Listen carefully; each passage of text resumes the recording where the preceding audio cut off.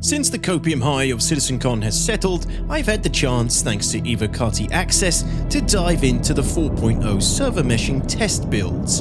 And for those not up to speed, yes, this phase is NDA free, so I'm able to openly share both my thoughts and some footage with you guys here. I've logged quite a few hours in previous server meshing tests, the Pyro tech preview, and now the 4.0 update, experiencing the current slice of gameplay that 4.0 has on offer. And while it's obviously Evocati and a work in progress, what I've seen is both promising and also uncertain. So far, I've explored Pyro's gritty asteroid bases, taken on a full contested zone run alongside members of my org at 15 frames per second, and even attempted a jump point traversal. Okay, so I'm in quantum mode. Entry requirements met, some of which has been truly awesome, and other parts, as you'd expect from an Evocati build, pretty rough too. Even with 4.0's recent downsizing, this update will still be a big leap for Star Citizen, moving us closer to the MMO experience it was always meant to be.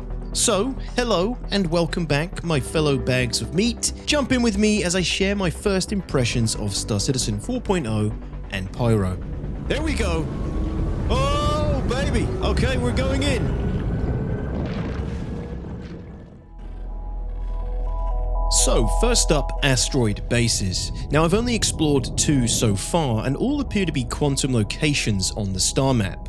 Once you arrive, you've got to find an entrance, which there do appear to be multiple. The atmosphere inside is eerie, but why do they exist? What gameplay purpose do the asteroid bases actually serve?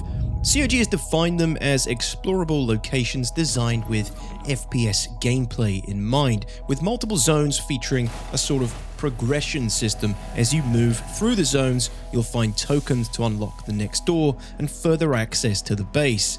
At the end, there'll be some sort of loot reward, most likely in the form of weapons, gear, or possibly blueprints for crafting later down the line. I was hoping to see some evidence of these gameplay loops myself by exploring the asteroid base and seeing how it all looks firsthand. Of course, it wasn't long before Star Citizen physics would strike. So after returning and looting my body, I continued my exploration. I did see some evidence of the progression-based system here, similar to what you can find in the contested zones, and after going through this large green door, which is probably opened with a lootable green card, I came across an elevator which would take me to something that totally took me by surprise. Yes! Okay, it's working this time, entering Armistice Zone. Hangar, yeah, there it is. Interesting. Hangar services, dude. Freight elevator as well? No way. An awesome neutral hangar, including a freight elevator attached to the asteroid base, which could only be opened from the inside. And if asteroid bases become these desirable locations for loot acquisition, I can see these neutral hangars being a really cool way to keep your cruise ships safe while you hold the base. Temporary hideout, like forward operating base for orgs or something. I'm using some imagine here, but you could basically have somewhere safe that only you can access from the inside. Contested zones are CIG's answer to a classic MMO dungeon, but they feel more like a Tarkov-style raid to me, where you and your friends can enter through one of Pyro's low-orbit station interiors and fight your way through enemy AI, puzzles, and eventually other players in order to retrieve the loot deep inside. But what sort of loot, I hear you ask? Loot will come in the form of player gear, blueprints, resources, weapons, armor, and most interestingly, shipped components. The contested zone on Ruin Station, which you're looking at now, features a floor with a freight elevator. As we ran through one of the floors, we repeatedly came across a variety of ship components throughout multiple rooms. As per usual though, the freight elevator was busted, but nonetheless, the idea is pretty solid in my opinion. Grab components and drag them back to the freight elevator, all while under fire from aggressive NPC spawns and future players who want the same thing. Once the components are on the elevator, and any other loot for that matter, punch the button and have them delivered to your warehouse on the station. Are you ready? As ready as I can be. Cycling.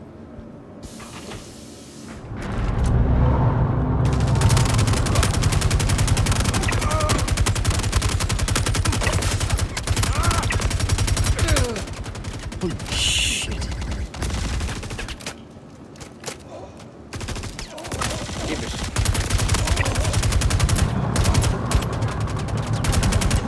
Well done. We spent a long time fighting our way from top to bottom, enduring multiple crashes. Crash. Okay. And a sub-20 frame rate, but the potential for these zones was clear.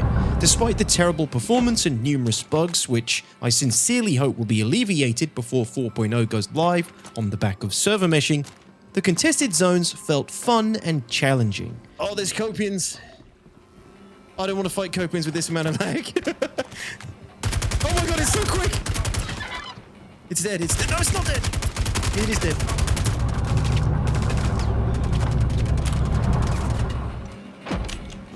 We got him, we got him. With this being an Evocati build, there was no PvP, but I can only imagine how difficult these could be with the paranoia of enemy players as well. Like a lot of elements of this Evocati patch, it feels like there's a lot of basic things missing. The loot tables, for example, don't feel complete, with most rooms containing only a handful of the same weapons and attachments.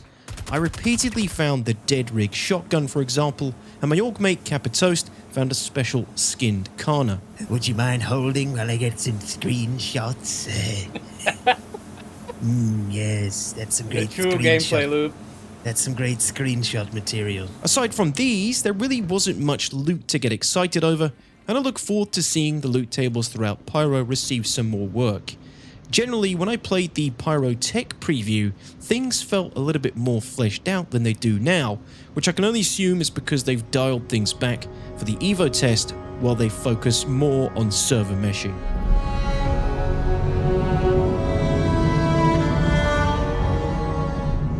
My first time approaching a jump point was from the Pyro side at the Stanton Gateway.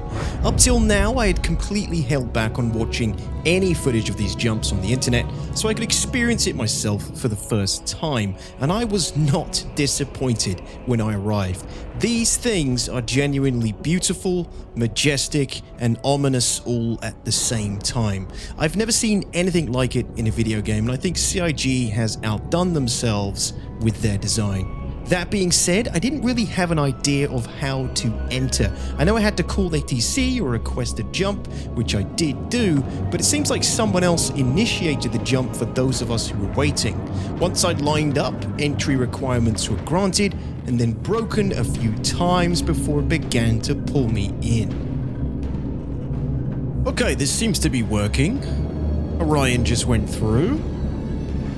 I have no idea what I'm doing. This is the first time I've ever approached one of these. It looks incredible. Oh man, this is so cool, dude. Wow. Alright, something's happening. Whoa! Whoa!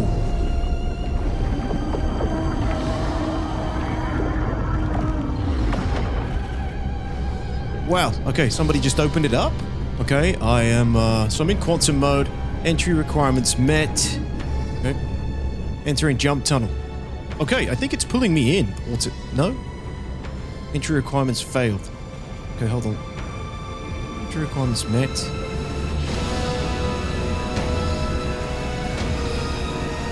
There we go. Oh, baby. Okay, we're going in. What do I do now? I am out already.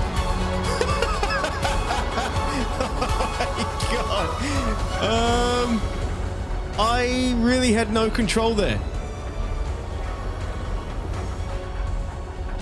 That just threw me right out, and I think it's done the same for these guys as well. What? Or I'm in. I'm still in. I'm moving at 160. No. Okay, I can select that route to jump and get out and then come back, I guess. Wow. What? Oh, wait, hold on. Can I rejoin it somehow? Okay, I can.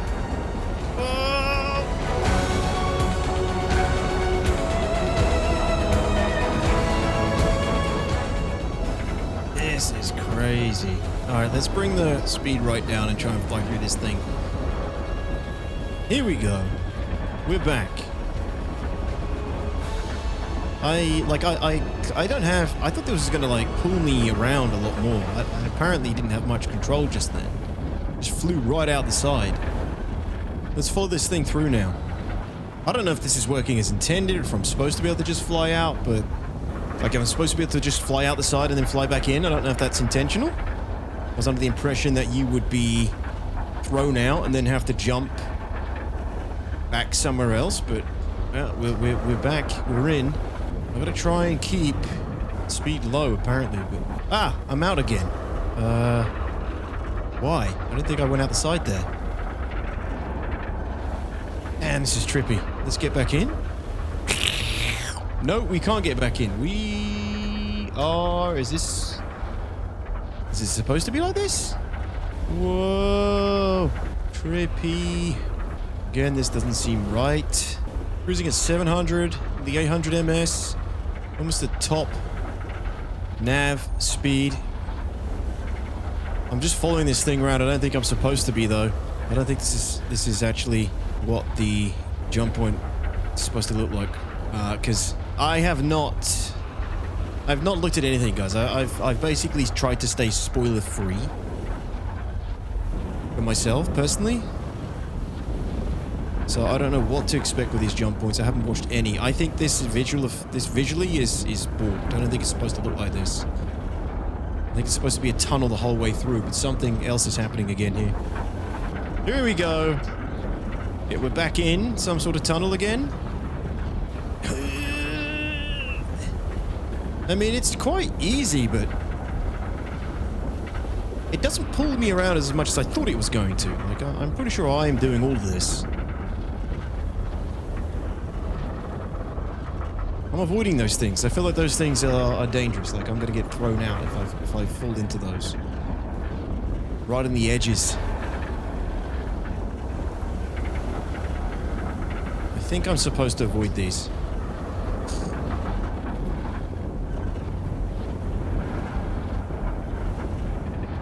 Yoo-hoo-hoo-hoo! Alright, we're coming out the other end, I think. No idea. This is very cool, though. This is pretty damn cool. Just imagine I come out the other side with smuggled goods on my ship, instantly nuked by UAE security.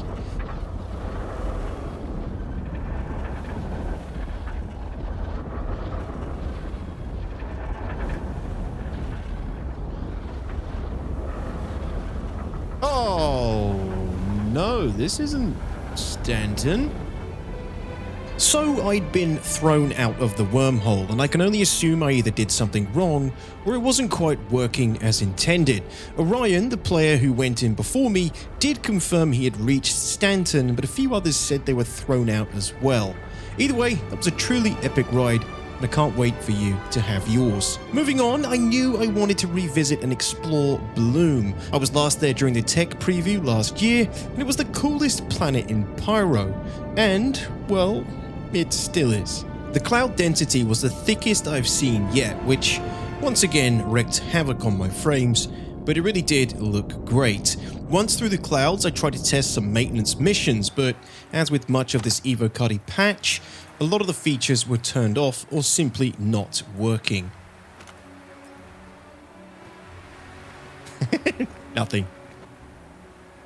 It's definitely where you put a fuse. I guess this is probably where the... Probably where the repair missions come into place. It's very simple stuff to begin with. We still don't have charge drain, but basic missions to fly to these places and put in a new fuse. I don't know how the mission's generated, but some of the landscapes on Bloom are a real sight for sore eyes, and when you've grown so used to Stanton, Pyro is a welcome refreshment, and I don't remember seeing some of these landscapes during the Pyro Tech preview last year either. At one location, there was a ton of NPCs, and just like the balked AI at the contested zone, these ones were ruthless. Yeah, these f***ers have Terminator range and vision. Which is good. This is how the NPC should be.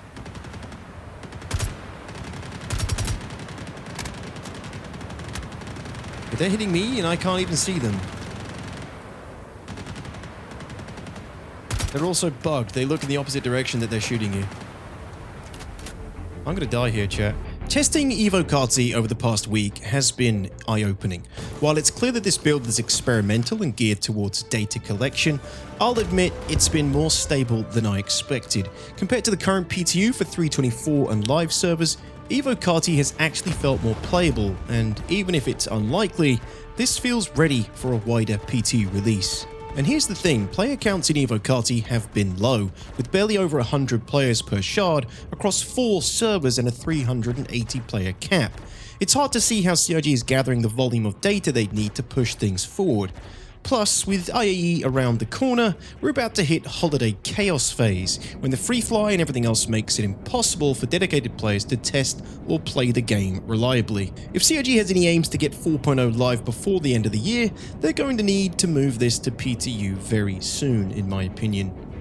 Thank you, as always, for watching, and a special thanks to my Meaty members. All of your support makes this all possible. See you in the next one, guys. Goodbye.